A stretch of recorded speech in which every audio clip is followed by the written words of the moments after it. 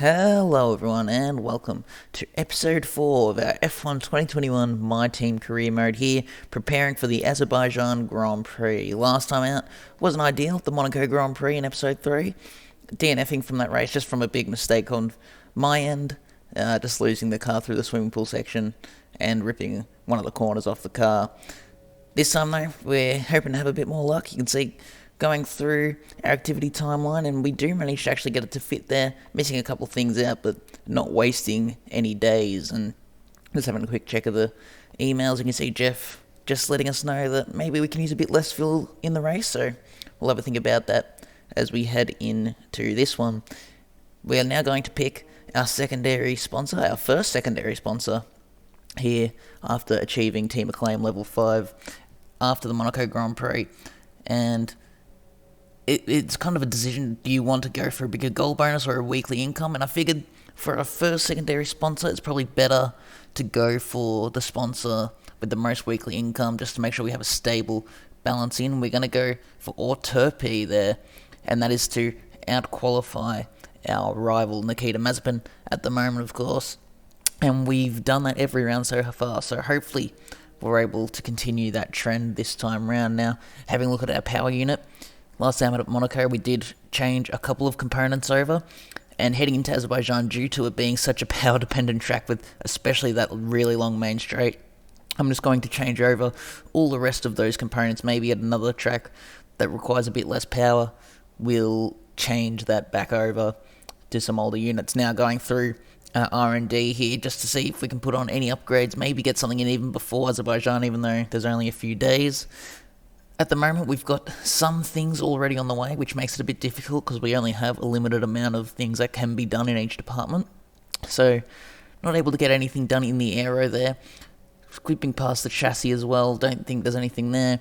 And yeah, at the moment, everything's just kind of got something happening. So, yeah, I just decide to leave it as it is at the moment. We've only got just under 500 resource points, so there's not too much we can really look at anyway. And yeah, you can see on that vehicle comparison chart with these upgrades that hopefully come in soon, it'll move us back up ahead of Alfa Romeo. But you can see here getting another activity, and it's really, are we going to give Matsushita better racecraft and less awareness, or better awareness and less racecraft? And like I said last time, I feel like the racecraft is where we need to focus on, because he can be in those battles but then just get stuck in a train. So I feel like it's important to try and kind of help him with his overtaking abilities there. Now, it's sort of a similar thing, except this time it's getting 562 resource points, but we're going to lose either 10% morale in chassis or in aero.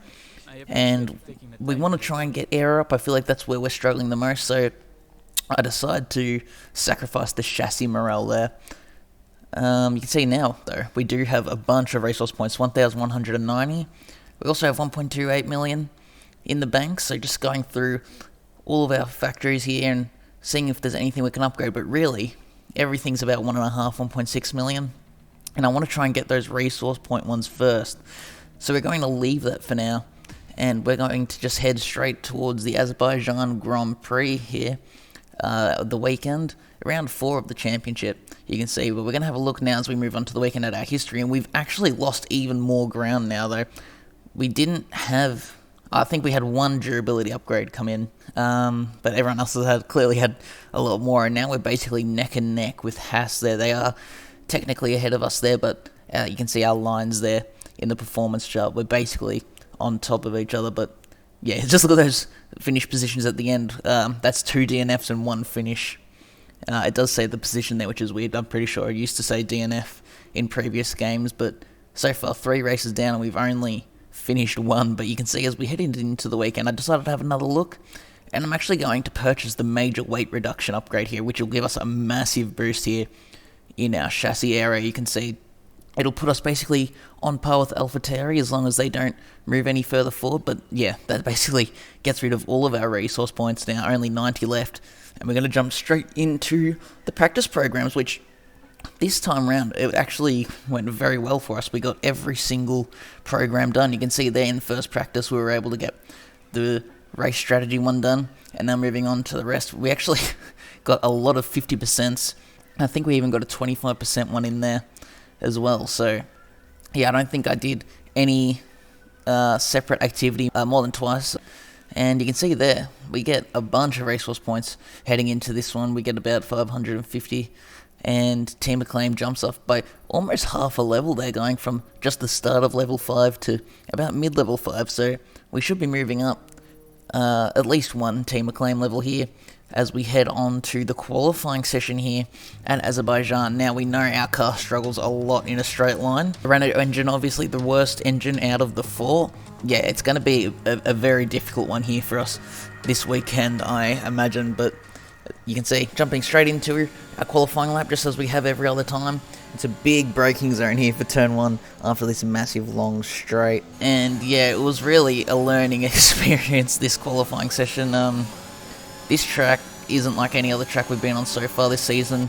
Obviously, it's our first street track of the calendar, and you can see here as we come towards the end of our first qualifying lap, we actually have the Mercedes of Valtteri Bottas overtaking us down the main straight towards the end of the lap. So it would have been very nice for us to have that slipstream, but yeah, unfortunately that's just not how it was. And you can see 1.4 seconds off of George Russell there, so a really poor lap time. And you can see as we head straight on to our second lap here, as the session completes, as we head through turn 1, we are in last place, Matsushita in second last place. So yeah, we're really going to have to push to try and even get out of the bottom 2 positions here by the looks of things.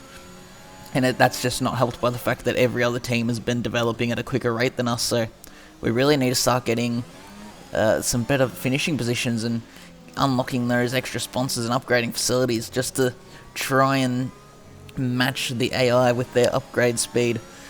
So as you can see, as we come to the end of the qualifying lap there, Lance Stroll actually giving us a little bit of a tow, and it's not good enough. It's only going to put us in P20. You can see here as we head to the final positions here. Lewis Hamilton tops Q1. We go P20 there, about 6/10 off of Antonio Giovinazzi.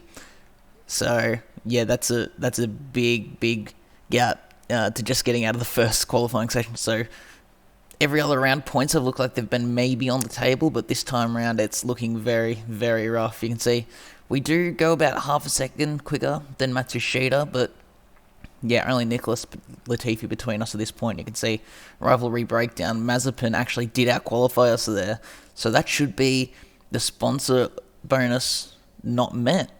It doesn't say anything on this summary sheet. I think it says it at the end of the weekend, but yeah, that's a huge shame because that would have been a nice, cool 100,000 there to bring in, but it's time to move on to the race. A warm welcome to all of you watching at home to today's Azerbaijan Grand Prix, and a race that in its short history has already proven no stranger to drama. A fourth row start is just about as likely to give you a podium as a pole position would. And remember, in 2017 and 2018, both Lance Stroll and then Sergio Perez took surprise podiums here. With 20 turns and a length of 3.7 miles, Baku City Circuit in the heart of the Azerbaijan capital is a real test of a driver's endurance, patience and precision. 90-degree corners through Sector 1 lead into a tightening uphill sprint as we start to circle around the old city. Then a 1.4-mile chase flat out through Sector 3 towards the finish line. It's race day yet again, and joining me for a chat, Anthony Davidson. And our racers are certainly in for a rough day today. What will you be watching for as they go down into turn 1? Well, the start of the race is always one of the most nerve-wracking parts. You have to hope that everyone is able to get off to a clean start, and this is possibly the trickiest part of the entire race. So many drivers in such a small space, and finding your braking point into turn 1 as well. It's a testament to the driver's skill that there aren't more incidents. Before we begin, let's take a quick look at the grid lineup for today's race. Good job yesterday from Valtteri Bottas. The Finn starts from pole position, edging out Lando Norris, who'll start from P2. Looking at the rest of today's grid, we have Ricciardo, Hamilton, Max Verstappen and Leclerc, Perez, Gasly, Tsunoda and Carlos Sainz, Stroll, Fernando Alonso, Esteban Ocon and Raikkonen, Giovinazzi, Russell, Benjamin and Nicholas Latifi. Vettel, they've taken a grid penalty. Matsushita, Mick Schumacher and Nikita Mazepin. And with preparations almost complete, let's head down to the track. Okay, here we go. I know what you can do. Don't let me down.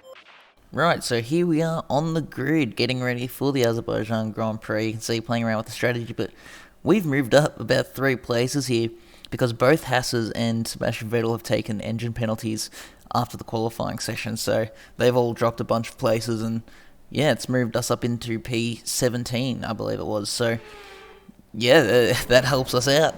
At the start, unfortunately we were on the outside here. It would have been nice to maybe been able to make a couple moves to the inside, but you can see as we get off the line, it's actually a pretty good start.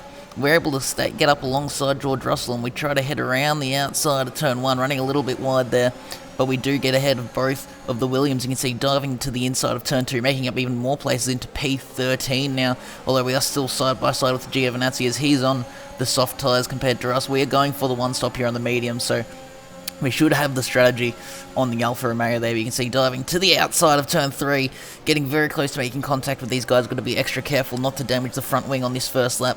But we do get the move done on Giovinazzi and hold on to P13. You can see Stroll and Alonso, they're actually making a bit of contact. But it doesn't look like they had any damage, but it did slow Stroll down. He's on the hard tyre actually to start with. Actually accurate to real life there, where he started on the hard tyre. But that moves us up into P12 now. And yeah, we're going to have to see if we can maybe chase down Alonso. We have tried this in the past, and those Alpines have been quicker. You can see we actually have Esteban Ocon behind us, so I imagine he might be trying to come through on those mediums. But you can see we move on to lap 3 here, and I've actually closed in to the group ahead and pulled about 1.7 seconds to the guys behind. So I don't know where this pace has come from, but I've just been able to sort of tag along to the back of this group. I feel like they're all sort of holding each other up in this train, and it's just allowing me to keep right up with them. You can see I'm right behind Fernando here as we head through the castle section. So this is really good for us. I am within DRS of this train ahead and out of DRS of the cars behind, very crucially there. So yeah, I said in qualifying points we're looking off the table, but if anything, it's looking like this is our best shot at points so far this season. We actually have the pace to keep up with this mid-pack, and you can see as we head to lap 7 now, jumping quite a fair way, all those soft tyre runners have pitted in, and we're going to actually go for a dive around the outside of Alonso into turn 3, and this actually puts us up into P3 here on the grid. So we're on a podium position, and this is legitimate as well, because all those soft tyre runners that did pit have pit onto a set of mediums, which aren't going to last to the end of the race here, so they are going to have to make a second pit stop. So we have somehow, despite qualifying down in P20 on a track that you would think we struggle at the most, and certainly in qualifying we did, qualifying 20th and 22nd. You would think we would be nowhere near this position, but we have somehow got ourselves into a legitimate 3rd place, and you can see as we head on to lap number 8 now, Alonso closing right in on us. I actually have no overtake mode left. I've been using a fair bit of it. He goes to the outside of turn 1. I managed to hold the inside there and just sort of cut him off on the exit. So yeah, it's certainly not an easy task. I don't have a massive amount of pace over Alonso. It took me quite a while to even get the move done in the first place, but you can see here on lap 9, Ricciardo on his fresh medium tyres is just able to come straight past me here, and I decide not to fight it too much. He's got much quicker tyres and a much quicker car. That McLaren is actually on par with the Red Bulls now, fighting for that 2nd place in the Constructors.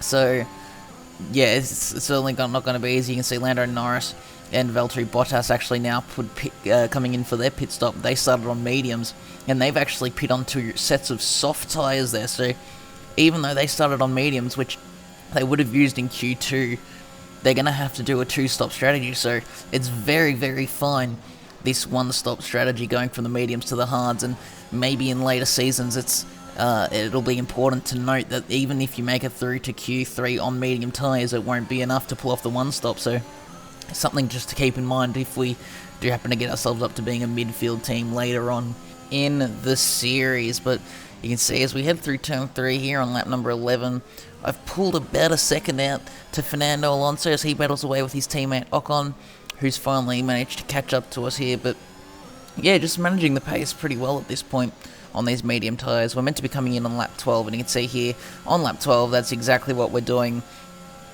as we head into the pit lane, flying through that section, trying to make up as much time as possible. And you can just see leaving Fernando Alonso in a big puff of smoke there from our lockup. It doesn't matter though, these tyres are going in the bin anyway, so it doesn't matter if we flat spot them or not. It just matters on if this is a good pit stop. As you can see, Fernando's been released and we are released. It's about 2.8 seconds, so not bad there for the team there for a pretty good pit stop, but this is absolutely crucial now to get out ahead of Antonio Giovinazzi, and we just about pull it out in front of him as we head through turn 2. That could have been very, very crucial there. We are on the hard tyres, he's on the medium, so he should have that immediate grip over us, especially since we still got cold tyres. And you can see as we head on to lap 22 now, Alonso has gone down the inside as we head into turn 1. He's managed to catch up to us, but we do hold around the outside there as we head through turn 2, and you can see Lance Stroll actually is right behind us now. He's on the medium tyres, so we're definitely going to have to watch out for him. He's going to be charging through with pace. As you can see there, he actually down the inside of Fernando Alonso as we head into turn 3 there. Alonso is definitely putting up a fight. I don't know how long he's going to be able to hold him off though. It looks like he may have the better of Stroll at this point. No, Stroll does get through there. You can see at the leaderboard at the top left there. So Stroll is through into P6 as we are battling away for P5 now. I haven't mentioned that yet. We are in P5 somehow in this race. I have no idea how we've gotten in this position, but you can see now 2 laps left to go. I'm really trying to break the slipstream from Stroll there to try and keep him at bay. I've got barely any battery left to use for overtake mode to defend. But you can see through turn 1 just how much time he gained. He's got so much more grip on those newer tyres, but you can see in that pack behind, Alonso's actually dropped right off now. As you can see, Sainz and Tsunoda coming through on their fresher set of tyres, but you can see really defending from Stroll. There was actually a little bit of contact, luckily no damage for either of us there as we defend the inside through turn 3. But really gonna have to put up a fight if I want to hold on to this P5 position. I never thought I'd be saying that in just episode 4 here, but you can see we head on to the final lap, and just like last time, Stroll is coming at us. This time as we head into turn 1, Tsunoda almost clips the back of us there as we head through the first corner as he goes for a dive on the Ferrari of Carlos Sainz. So we've got 3 very quick guys coming up here to try and take these final points off of us. They're on fresher tyres and they're a softer compound, so it's definitely going to be hard. It looks like Tsunoda and Sainz are out of the picture though, as they are battling away with each other, so it's just Lance Stroll. Funnily enough, last time out at Monaco I was saying how it was strange for him to have not scored any points yet this season, and now here we are battling away for both of our first points of the season. You can see he's in the slipstream as we head towards the finish line. Are we going to be able to hold him off? We try and cover the inside, but he's going to get us across the line, so it's P6 for us here. That's the end of the race. We'll see you in Parc Ferme. Here we are then, it's victory in Azerbaijan. Great work from the whole team here at the track and back at the factory as well. And some pretty handy driving for good measure. Anthony Davidson, a resounding victory today. What set them apart from the rest? Well, they certainly stood out as a drive with tons of confidence on the track. I think their ability to keep their cool, even during some of the more hectic parts of the race, meant they were able to capitalise on the mistakes of other drivers, giving them the opportunity to make their way to the top spot with ease.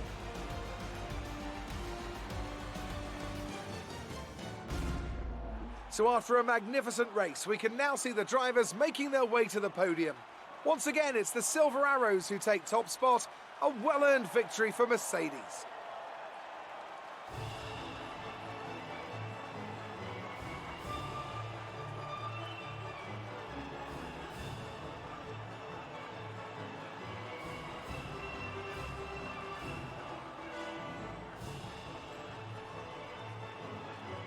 So here we are with the results for the Azerbaijan Grand Prix. What a race that was. You can see there barely anything in it between myself and Stroll, so a huge shame there to have not gotten P5, but still 8 points in the bag for the team. Incredible stuff here. I really wasn't expecting that, especially at this track, Azerbaijan. Another big surprise there, if you look further down in P14, Lewis Hamilton in the Mercedes. Been fighting for the championship. I believe he was leading the championship heading into this one, and he's going to score no points. I'm not actually too sure what happened there. You can see Matsushita finishing in P19, about where you would expect for us. I'm still very shocked about the fact we were able to finish P6 in this race, but you can see they're moving up to 14th in the championship, equal on points with Yuki Tsunoda. And in terms of the driver championship, we can see Bottas leading ahead of Verstappen and then Hamilton. And then it's the two McLarens of Ricciardo and Norris. So the McLarens are really starting to move up the field there. But you can see in the constructors, we stay P8. But crucially now that we have those points, I feel like we should be set to stay ahead of at least the Haas and the Williams, which would lock in a 9th place constructors there and would help us get that main sponsor goal. You can see they're getting the same amount of points there as Nikita Mazepin in our rivalry, so we're only trailing by 1 point. And after that race, you can see they're getting very close to going to driver acclaim level 4. So really moving up there, and you can see in terms of team acclaim, getting about halfway through level 6. So now our goal obviously is to get to level 10, and that'll get us another sponsor. But you can see there, surprisingly, we get our secondary goal of out-qualifying your rival, which we didn't do. So I'm not sure if that's maybe because Mazepin had those penalties from, I'm guessing it was a change of power unit between qualifying and the race, so that put us ahead of him on the grid.